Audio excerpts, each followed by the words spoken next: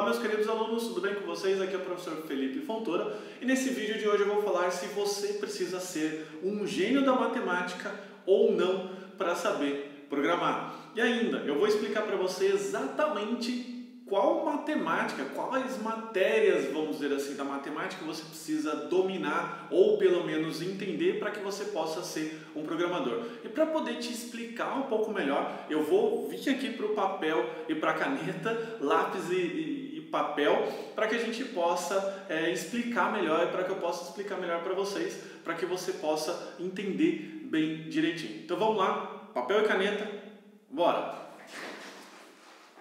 Bom, então vamos lá. O que realmente um programador precisa saber de matemática para que ele possa ser um bom programador? E aqui a gente precisa separar uma coisa muito clara. Qual faculdade ou qual curso universitário, não sei se você pretende fazer, você quer fazer. Porque funciona o seguinte, quanto mais você for para a área, vamos dizer assim, de engenharia ou acadêmica, mais matemática vai ter. E aqui estão os tecnólogos.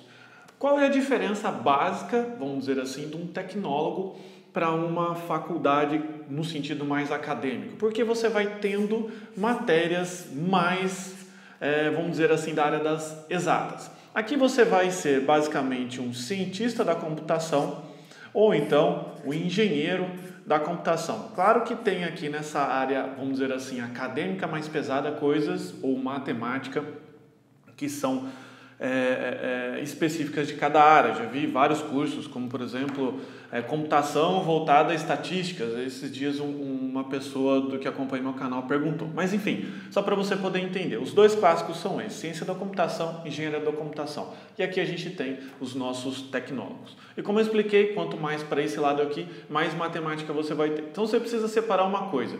Primeiro, que curso você quer fazer? Se você for uma pessoa que você não gosta muito de matemática, fala assim, professor, eu não gosto de matemática, eu odeio matemática, na verdade você tinha que repensar, né? Será que realmente a área das exatas é para mim? Será que eu vou ser um bom profissional da área das exatas? Porque ciência da computação, engenharia, enfim, a área de TI está inserida dentro da área das exatas, então, por consequência, você vai ter contato com matemática.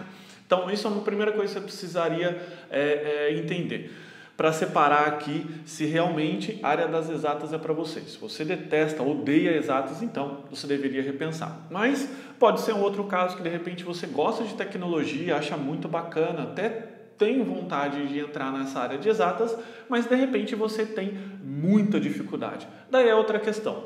Uma coisa que você precisa entender é que, sem entrar muito em mérito e já indo para essa parte do que você precisa aprender em matemática, se você não está interessado, tem muita dificuldade, não está interessado em aprender, vai para esse lado do tecnólogo, porque aqui você vai ter mais ou menos 2 anos de curso, tá? E aqui você vai ter mais matérias técnicas.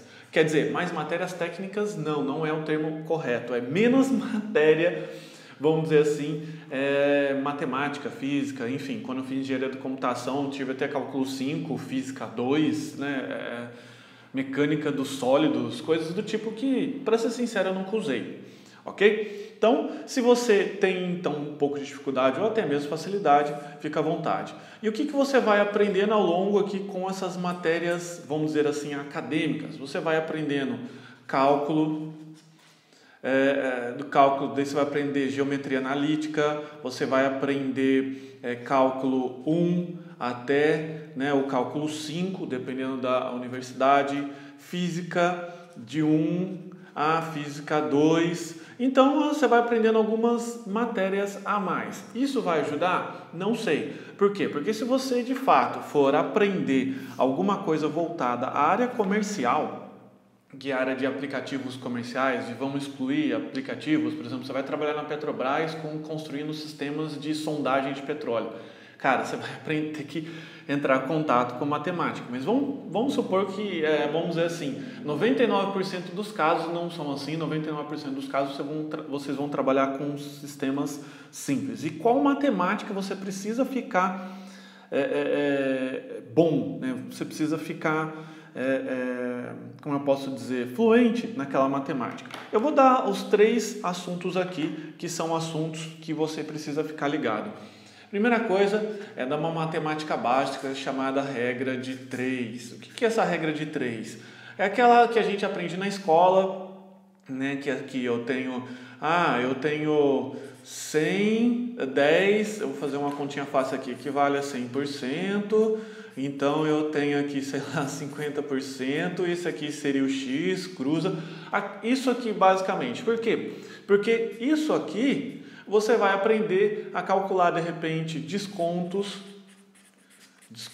num aplicativo qualquer lá que você vai fazer, aplicativo de comida online, quantos porcentos de desconto aquele cliente VIP tem. Então você vai precisar disso aqui, tá? Você vai precisar de acréscimos, você vai precisar de calcular juros. Então assim, vamos dizer, 99%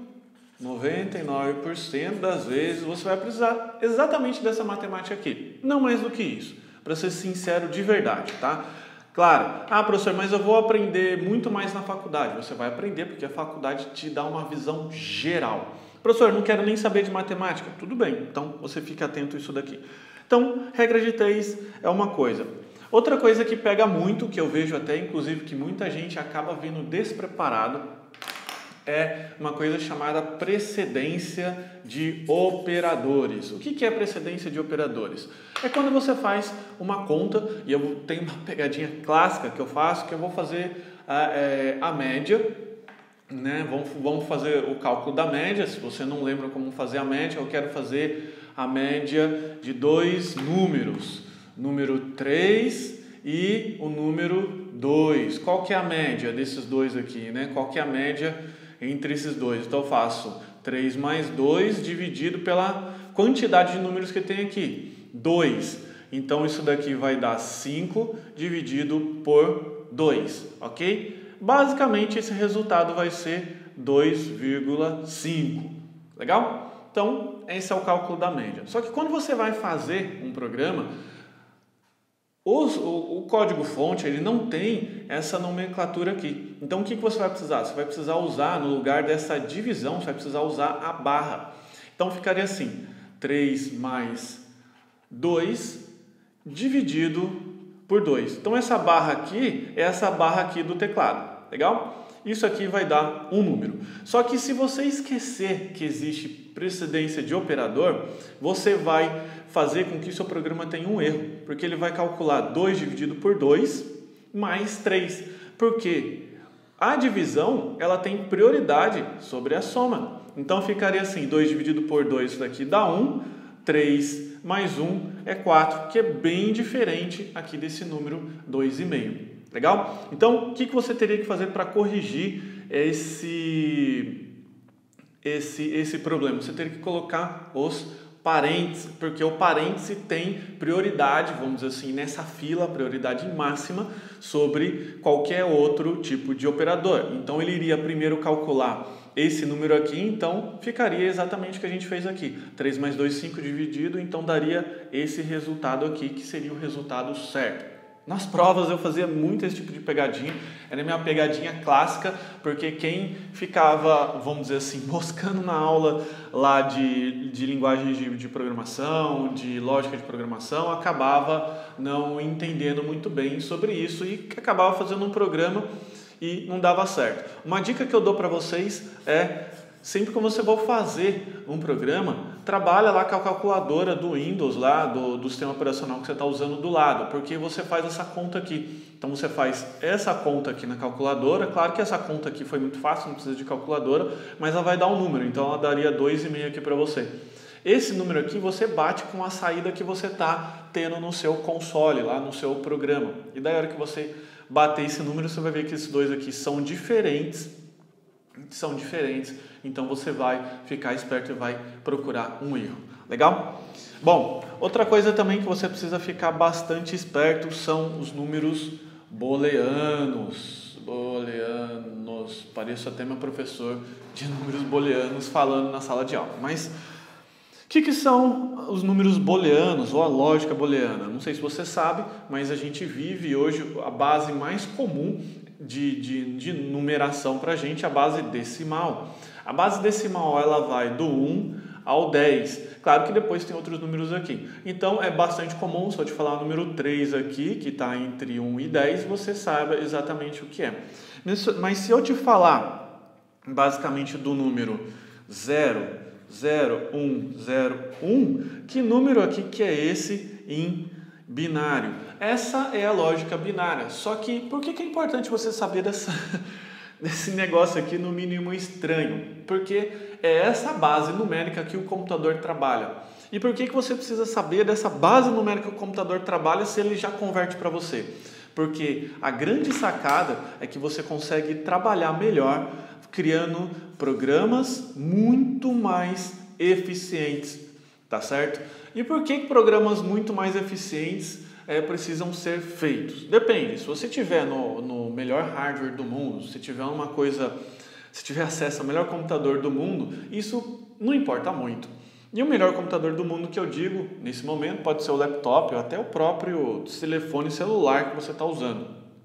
Se você fizer alguma coisa na base decimal ou binária, aquilo lá vai dar uma diferença tipo de microsegundos, tá? Ou milissegundos. Só que quando você está fazendo um hardware específico, vamos dizer assim, um hardware de missão crítica. Quando eu quero dizer missão crítica, eu quero dizer assim, eu estou trabalhando na SpaceX, olha só que chique, ou então trabalhando na NASA, ou menos chique ainda. Um pouquinho menos, vamos dizer assim, mas não em termos de conhecimento ou prestígio, mas eu estou aqui, por exemplo, trabalhando no INPE. Lá no INPE eu precisava ter acesso a esse tipo de coisa, porque eu trabalhava com sistemas de missão crítica, eles precisavam ser rápidos.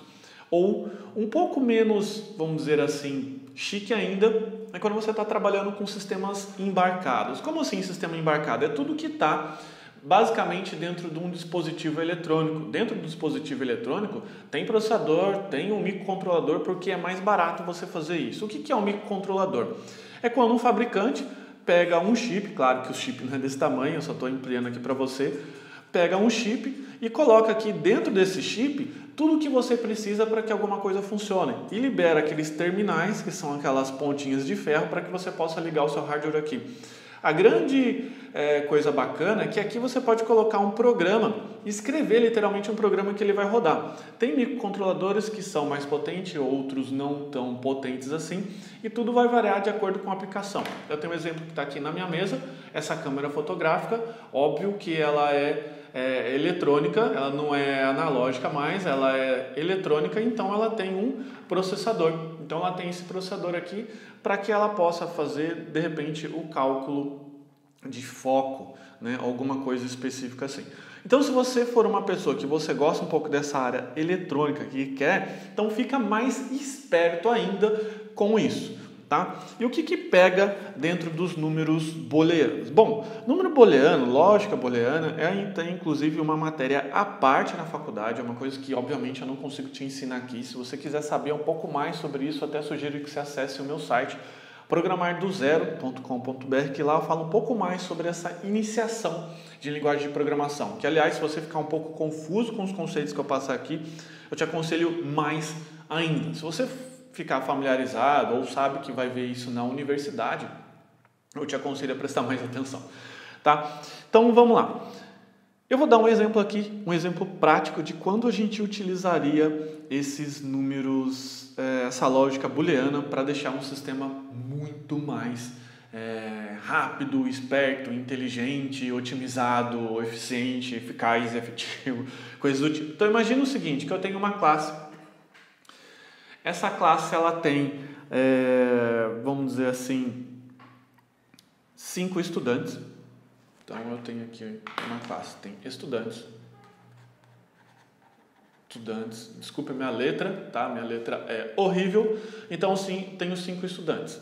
E eu quero numerar esses estudantes de 0 a 4. Eu quero começar com 0 só por uma questão de explicação aqui de algoritmo. Então eu quero colocar 0, 1, 2, 3, 4. Aqui já começa um conceito importante da matemática.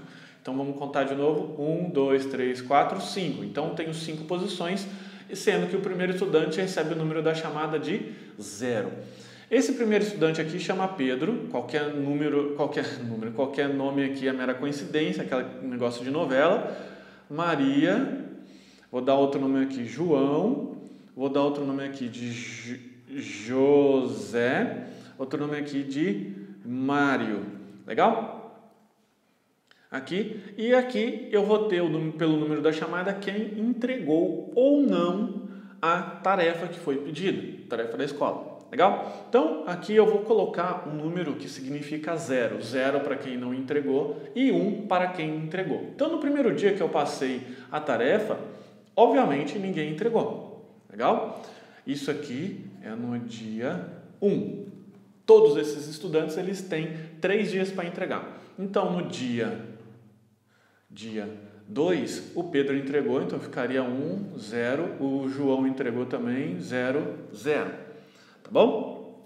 E aqui, no dia 3, o Pedro já tinha entregado, então, não vou mexer no número dele, desculpa, aqui é 1 também. A Maria não entregou, o João já tinha entregado, o José entregou e o Mário entregou. Então, a Maria foi a única aluna, o único aluno que não entregou a tarefa.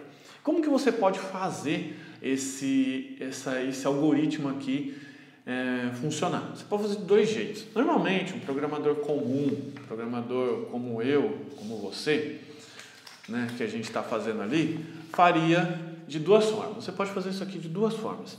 Você pode fazer o que normalmente qualquer programador faria. Ele faria um vetor ou array, né, na computação, chamaria isso daqui essa variável de estudantes, seria um array que ela vai de 0 a 4 posições, legal? E eu vou preencher cada posição desse array. Professor, eu não sei o que é array. Entra lá no programardozero.com.br que lá tem uma aula introdutória sobre programação que você vai entender direitinho. Então, de 0 a 4, legal? E como que eu faria esse algoritmo aqui de cálculo? Eu poderia utilizar um looping ou o comando for, que ele iria de i índice 0 até i menor que 5, outro conceito importante da matemática que é menor, não menor igual. Então aqui ele vai de 0 a 4, porque 5 ele é maior, né? Então, i mais, abra a chave. Eu poderia fazer um pseudocódigo, poderia fazer qualquer outra coisa, mas eu estou preferindo fazer direto uma linguagem de programação qualquer aqui, por exemplo, JavaScript ou C, uma sintaxe PHP, é muito parecida, tá? Então eu iria colocar um if se estudantes na posição i é igual entrega, se isso daqui ele entregou, né? Essa variável entregou aqui é uma variável que a gente chama de variável de flag, que ela vai vir com 0 ou com 1. É a professora lá perguntando, e aí, Joãozinho, entregou coisa? Entreguei, professora, toma aqui. Então, isso aqui vai vir com, né? Enfim, se ele entregou, então, o que vai acontecer? Estudante. Estou fazendo um algoritmo aqui de cabeça, tá? Ele pode ser melhor, pode ser um pouco diferente. True. Ou recebe 1, que a gente combinou aqui fazer 1. Fecha aqui e fecha aqui. Então seria um algoritmo parecido com isso, tá? Que eu teria um for, teria um if. Aqui até poderia fazer um pouco diferente. Aqui eu poderia remover, para deixar um pouco mais otimizado, remover isso daqui e ficar só com isso aqui. If entregou? Sim, se eu entreguei, então faz direto esse cara aqui. Cada pessoa vai fazer de um jeito, mas basicamente todos os programadores, 99% dos programadores, o que eles vão fazer? Eles vão fazer um for e um if, de algum jeito ou de outro, mudando a sintaxe ou não, tá bom? Agora, a grande sacada. Como que você poderia fazer utilizando a lógica booleana? Como que você faria alguma coisa ficar muito mais eficiente que isso? Tem jeito? Vamos ver. E antes da gente ver sobre eficiência de algoritmo, é importante a gente lembrar de um conceito, não sei se você sabe ou já teve contato com esse conceito, que é complexidade assintótica. Que nome maluco é esse? O que é complexidade assintótica? Vamos dizer assim, um grau de complexidade que o seu algoritmo recebe, como se fosse uma nota, do mais lerdo para o menos lerdo, para o mais otimizado para o menos otimizado. E muitas vezes a culpa nem é no sentido assim do programador, que usou comando ruim ou não, ou sei lá. É a característica do próprio algoritmo mesmo, não tem muito o que fazer. Então eu vou passar aqui os tipos de complexidade assintótica e vou fazer uma analogia com o comando e com uma curva para que você possa entender, uma analogia, entre aspas, matemática. Então, a complexidade assintótica, ele usa a nomenclatura do Big O, né, o grande O. Então eu vou colocar aqui O, e aqui vem um número. Aqui em cima vem o número que define aquele algoritmo, se ele é otimizado ou não. O de 1 significa que para qualquer operação que ele faça, qualquer hora que ele rode, ele sempre vai dar o mesmo tempo de execução. Então a gente fala que isso aqui é uma constante. Não importa o tempo que você passar, a velocidade de execução sempre vai ser a mesma. Então vamos supor que ele gaste, vou pegar uma coisa super lenta aqui, 10 minutos para rodar. Então não importa o que eu rode, não importa quantas vezes eu rode, isso daqui vai demorar 10 minutos. Legal? Ficou entendido? Então eu tenho O de 1. Professor, eu estou com muita dúvida, alguma coisa do tipo. De novo, entra lá no programadozero.com.br ou então deixa seu comentário aqui, porque de repente eu posso te ajudar. O outro que eu tenho, O de N, em que N ele depende do número depende da operação que você está fazendo. Quanto maior a operação, mais ele vai demorar. No caso que a gente está aqui, se aquele for, deixa eu pegar aqui de novo a minha folha.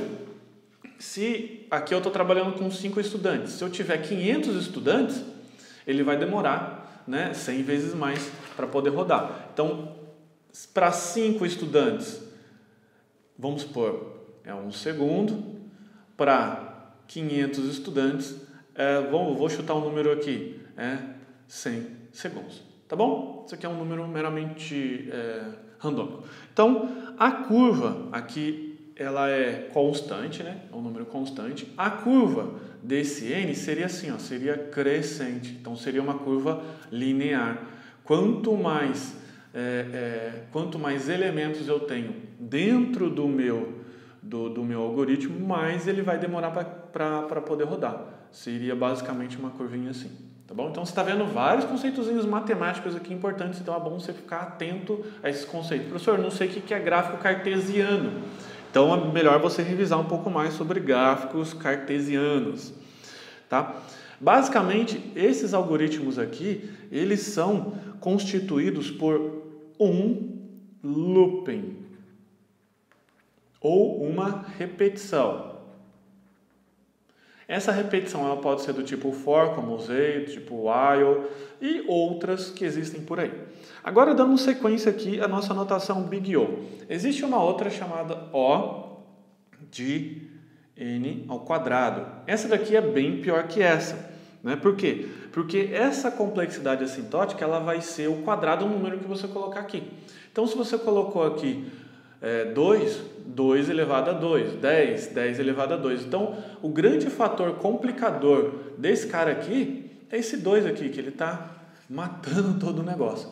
Então, aqui, vamos supor que o nosso algoritmo lá tivesse uma complexidade assintótica assim. E você já percebeu que o nosso algoritmo, então, que a gente acabou de fazer, que é esse aqui, ele tem uma complexidade assintótica de O de N. Beleza? Porque tem esse for aqui rodando.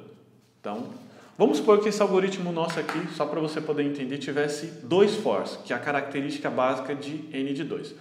N elevado a 2. Então, 5 seria 1 segundo e 500, em vez de ser 100, vamos supor, seria 1000 segundos. Então, ele tem uma curva, só para você entender, a curva de execução dele é assim, exponencial. Legal? Por quê? Porque a hora que vai chegando a um determinado estágio do seu algoritmo, ele vai explodindo a quantidade de esforço que o processador precisa fazer para que você consiga rodar ele. E a característica básica desse algoritmo é que ele tem 2 loopings, um dentro do outro. Então, assim, um for e depois outro for. E claro que quando eu estou falando for, pode ser qualquer coisa, pode ser um while, não sei. Depende do que você está utilizando lá para fazer. Dando sequência às nossas notações do Big O, a próxima notação que a gente tem, clássica aí, é de 2 elevado a N. Ele cresce o dobro do número que você vai colocar. Então, a curva dele seria basicamente assim. Então, Como se fosse basicamente uma escadinha. Legal? Isso daqui, basicamente, é alguns algoritmos recursivos. Ah, professor, não sei o que é recursividade. Não tem problema, só estou explicando um pouquinho mais de detalhe, de repente você se interessa. O algoritmo, por exemplo, de Fibonacci, recursivo faz isso. E o santo graal de todos os algoritmos, que todo cara que projeta algoritmo quer chegar, é o de log. Por quê? O algoritmo ele vai fazer isso daqui, ó. A velocidade de execução dele vai fazer isso daqui, ó. Legal? Então ele vai se estabilizar. Não importa quantos números, não importa a quantidade de carga que eu coloco. Quantidade de carga, quando eu digo, em termos de eficiência de processamento, não importa o volume de dados, não importa o volume de informação, ele vai começar a gastar a energia do processador e depois ele vai se estabilizar. Aqui eu posso colocar 10 e aqui pode ser 1 milhão, que tudo vai rodar no mesmo tempo, né, na mesma velocidade. Aqui é tempo, né? Aqui é tempo, eu errei. E aqui é esforço, ou quantidade de processamento, enfim, que você vai precisar colocar. Legal? Então a gente precisou saber, entender basicamente o que é isso aqui, o que é a complexidade assintótica e a notação Big O, para que eu possa explicar como que você conseguiria deixar isso daqui muito mais otimizado. E lembrando do nosso exercício, que ele está aqui, o que eu preciso fazer? Eu preciso pegar os estudantes, ele tem o dia 1, 2, 3 e saber no final do dia 3 quem entregou a tarefinha, tá? E voltando aqui, que a gente já está passando muito tempo do tempo de aula que eu imaginava, segura aí, fica até o final se você quiser saber a resposta, se você quiser saber ser um bom programador, fique aí, mas o algoritmo que a gente fez aqui é utilizando um vetor com um for e um if dentro. Legal? Como que eu conseguiria, então, fazer que isso ficaria muito mais eficiente? E lembrando, em termos de eficiência, lembrando isso daqui, que ou eu vou aqui, esse é o algoritmo mais eficiente de todos, não importa a quantidade de carga que eu coloque aqui, ele vai demorar o mesmo tempo de execução, ou então esse aqui, que ele acaba ficando linear, né? Se eu cortar esse pedaço dessa reta aqui, ó, vamos cortar esse pedacinho aqui, vamos dar um zoom, né? Transportando para cá, ele é quase que uma reta. Então ele é bem parecido com esse O de 1 aqui, depois de um certo tempo. Mas o legal mesmo é esse O de 1 aqui, não importa o algoritmo que eu coloque, ele vai trabalhar no mesmo tempo. E como que eu consigo fazer? Basicamente, então, aquele algoritmo que eu fiz, que tinha o if e o for, eu vou deixar ele aqui no cantinho, para a gente poder lembrar, um cantinho aqui que não atrapalhe muito, né? Então, como é que eu conseguiria fazer um desse daqui utilizando somente a lógica binária? Utilizando lógica binária. Nossa, confusão. Desculpe. Bom, voltando aqui, batendo na câmera e tudo mais. Voltando aqui então. Então, vamos imaginar o seguinte. Vamos imaginar que, em vez de eu ter as posições de um array, que seria o quê? Estudantes na posição 0, eu vou deixar assim, ó, 0, né, eu tenho 5 estudantes. 0, 0, 0 e 0. 1, 2, 3, 4, 5. Tá? Esse aqui é o meu array. Isso aqui são os valores do meu array. E aqui eu vou ter os índices. Aqui é o índice 0, 1, 2, 3, 4. Como se fossem os números de chamada. Esse número 0 aqui, a gente já combinou que era o Pedro. Esse aqui é a Maria. Esse daqui é o João. Esse aqui é o José. Esse daqui é o Mário. Beleza? Então, aqui no primeiro dia, lembrando, ninguém entregou a tarefa. Num dia posterior, no dia 2, ficou assim, então, 1, 0, 1, 0, 1, 0, 0. Então, Pedro entregou e o João entregou. Então, se eu fosse fazer uma array, eu iria fazer desse jeito aqui. Tá lembrados? Então, como é que eu posso fazer desse jeito um pouco mais otimizado? Em vez de eu usar um array, eu vou transformar um número decimal em binário. Na verdade, o próprio computador sempre faz isso toda vez que você usa um número binário. Ele só converte para você porque a gente não entende lógica booleana direitinho, né?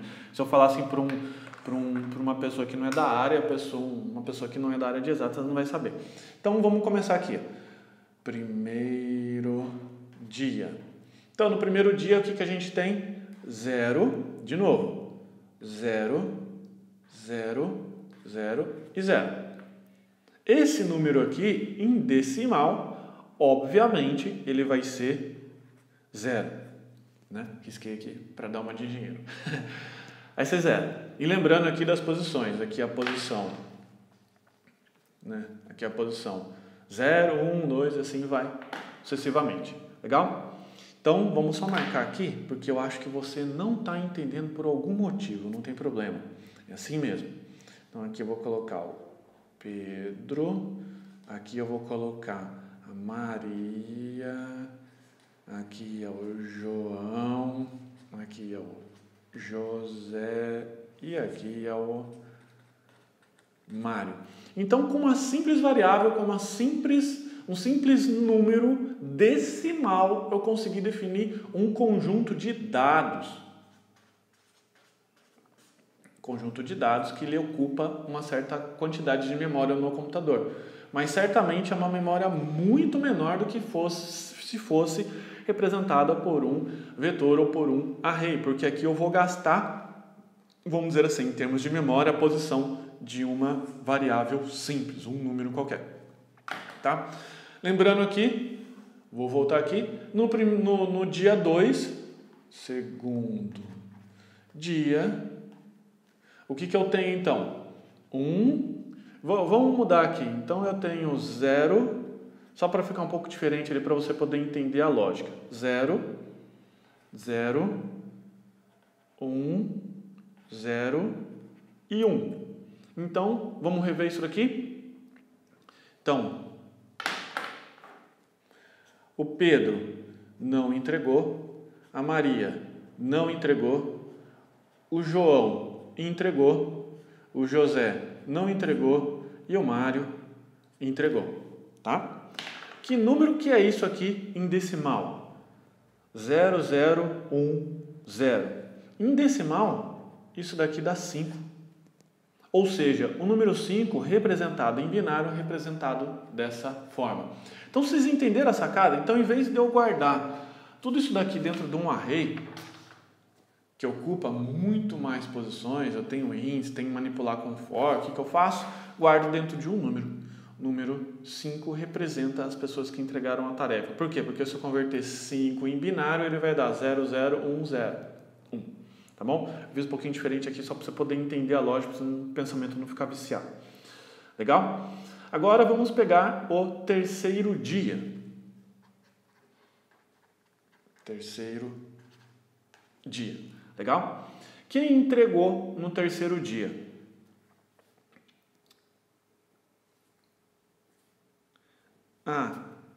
O Pedro não entregou.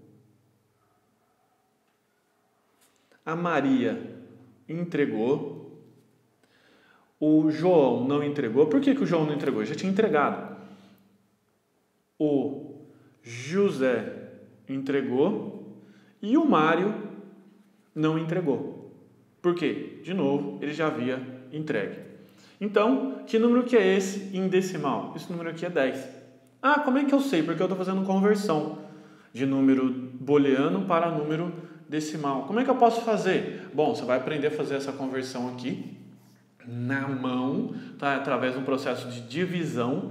Através do operador de divisão você consegue fazer para lá e para cá. Ou então você pode usar uma calculadora online qualquer. Tá bom? Então ficou 0, 1, 0, 1, 0. Tá bom? E como é que eu sei, então, no final do terceiro dia, quais foram todos os alunos que entregaram? Como é que eu posso saber? Eu vou usar, no final do terceiro dia, ou no quarto dia, no começo do quarto dia, eu vou usar um operador chamado OR, ou operador chamado OU, em português. Professor, mas que operador é esse? Que operador OU? Calma que depois eu explico. Depois a gente pode fazer uma aula extra particular para explicar. Mas operador OU significa o seguinte, explicando rapidamente que se for 0, 2 números, eu mantenho 0. Se qualquer um dos números for 1, eu fico com 1. Tá? Então é como se fosse 0 mais 0 dá 0, 1 mais 0 dá 1. Ou 1 mais 0 dá 1, 1 com 0 dá 1, enfim. Tá bom? Então eu vou aplicar esse operador OR aqui para no final do quarto dia saber qual for o total dos alunos ou quem entregou, quem não entregou. Aplico aqui. Ó. Lembre-se, 0 com 0 dá 0. Vamos pegar aqui e aplicar a soma do decimal mesmo, só para você continuar entendendo, não confundir a cabeça. 0 com 1, qualquer número somado com 0 e 1 dá 1. 1 com 0 dá 1, dá 1 e dá 1. Legal? Então, no final do terceiro dia ou início do quarto dia, quem entregou a tarefa? A Maria. Quem mais? O João. A Maria, o João, o José e o Mário. Quem não entregou a tarefa? Pedro. Tá certo? E como é que eu posso saber, então, utilizando outro operador booleano, o operador NOT, ou não, ele faz a inversão, né, desses números aqui. Então, tudo que for 0 ele passa para 1, tudo que for 1 ele passa para 0. Então, se eu aplicar aqui o operador NOT, ou não, ele vai inverter tudo isso daqui para mim. Então, a hora que eu aplicasse isso aqui, ó, é esse símbolo aqui, interrogação na frente, o que eu faço? Então, vira 0, não, desculpa, vira 1, 0, 0 e 0. Então, se eu pegar as mesmas posições que eu tenho aqui de chamada, que é 0, 1, 2, 3, 4, o número 0 da chamada, que é o Pedro, ele não entregou a tarefa. Então, Pedrinho, meu filho, sente aqui. Pedro. Eu tenho um problema grave que a minha cabeça funciona mais rápido que a minha mão.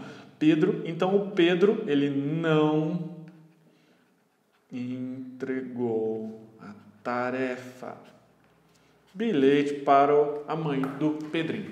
Tá bom? Então, basicamente, utilizando essa lógica booleana, você consegue fazer isso.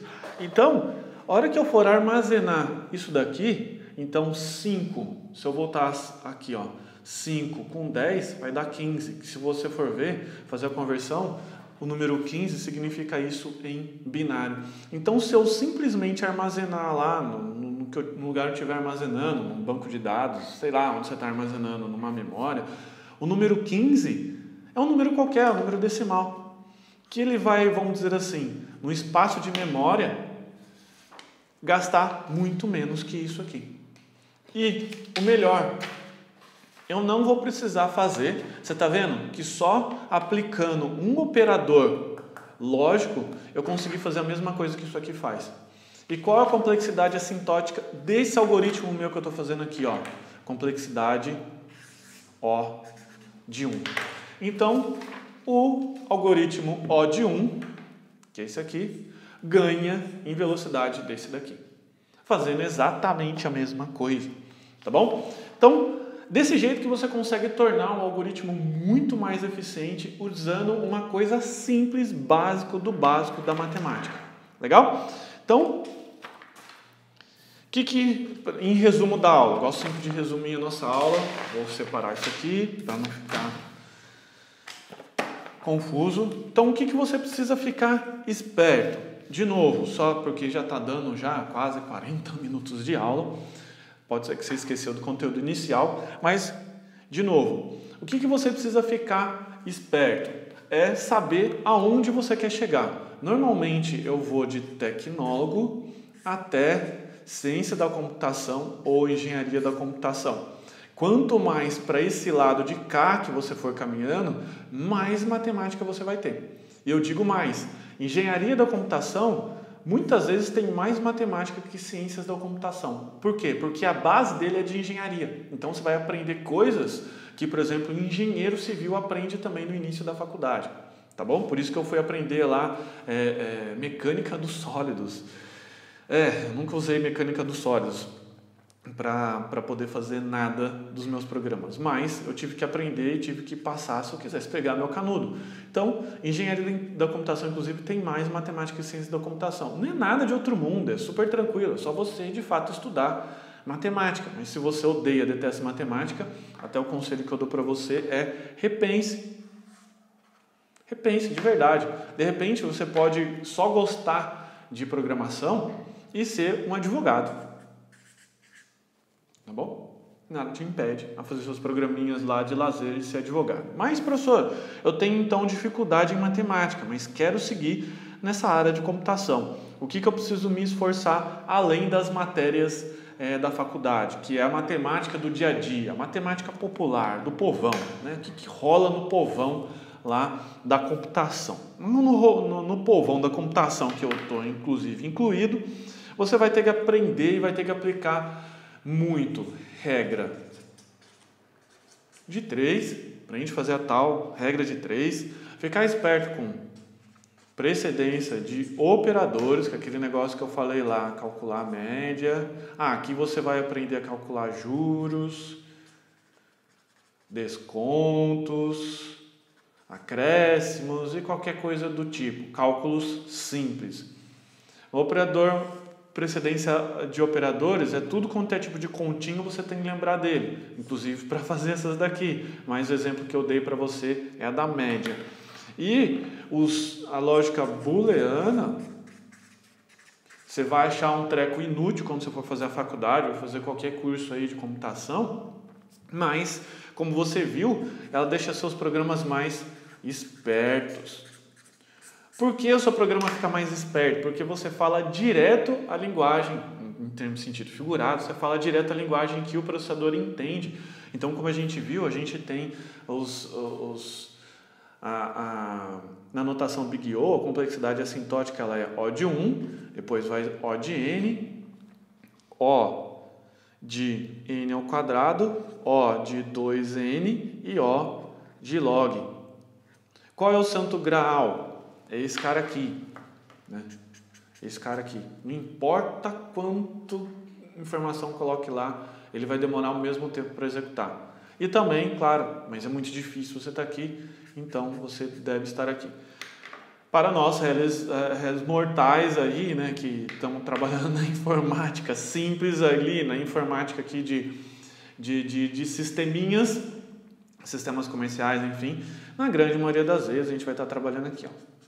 Tá bom? Mas lembre-se que esse daqui cresce assim e esse daqui ele cresce assustadoramente assim.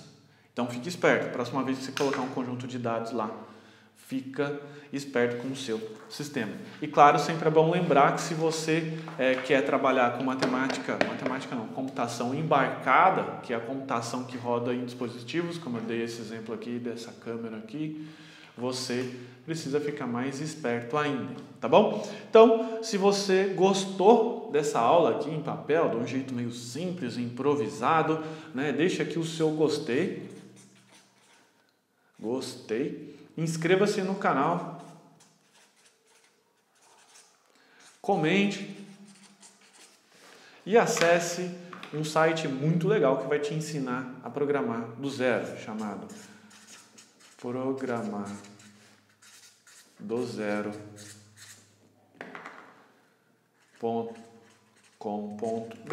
Tá bom? Muito obrigado e até a próxima. Tchau, tchau.